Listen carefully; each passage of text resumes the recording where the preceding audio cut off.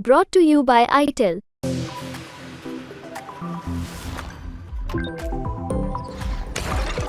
Corona vaccine से जुड़ी दो बड़ी खबरें सामने आई हैं। पहली प्रधानमंत्री नरेंद्र मोदी से जुड़ी है, दूसरी सुप्रीम कोर्ट से।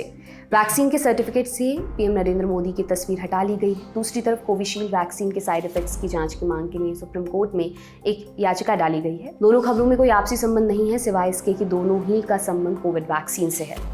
कोविशील्ड वैक्सीन को बनाने वाली कंपनी एस्ट्राजेनेका ने स्वीकार किया था कि उनकी बनाई वैक्सीन से साइड इफेक्ट हो सकता है। अब भारत में भी इस पर जांच की मांग की गई है। सुप्रीम कोर्ट में 1 मई को एक याचिका दाखिल की गई।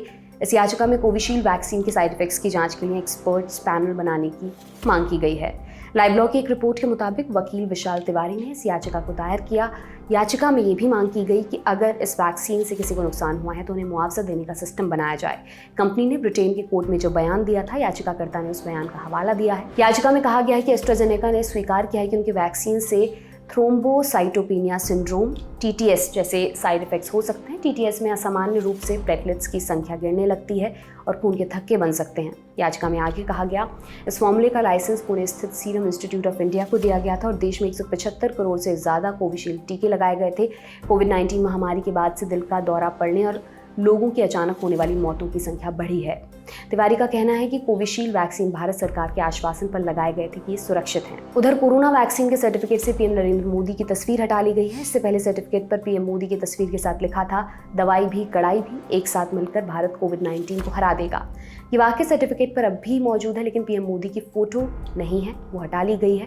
द हिंदू की एक रिपोर्ट के अनुसार लोकसभा चुनाव से पहले आदर्श आचार संहिता लागू होने पर पीएम मोदी की तस्वीरों को सभी सरकारी वेबसाइटों से हटा लिया गया है। इसके अलावा एस्ट्राजेनेका ने एक स्टेटमेंट देते हुए कहा कि पेशेंट्स की सुरक्षा हमारी प्राथमिकता है। ANI से बातचीत करते हुए एस्ट्राजेनेका के प्रवक्ता ने कहा, हमारी सहानुभूति उन लोगों के प्रति है जिन्होंने अपने प्रियजनों को खोया है या स्वास्थ्य समस्याओं की सूचना दी है।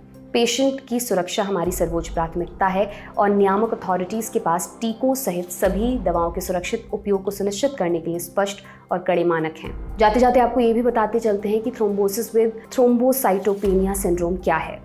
खून की नलियों में जब खून जम जाता है यानी ब्लड क्लॉटिंग होती है तो उसे थ्रोम्बोसिस कहते हैं। वहीं थ्रोम्बोसाइटोपेनिया एक ऐसी कंडीशन है जिसमें ब्लड में प्लेटलेट्स की संख्या बहुत कम हो जाती है। इस तरह TTS वो स्थिति है जब ब्लड क्लॉटिंग और लो प्लेटलेट काउंट दोनों साथ हों। ये एक रेयर यानी दुर्लभ लेकिन गंभीर कंडीशन है।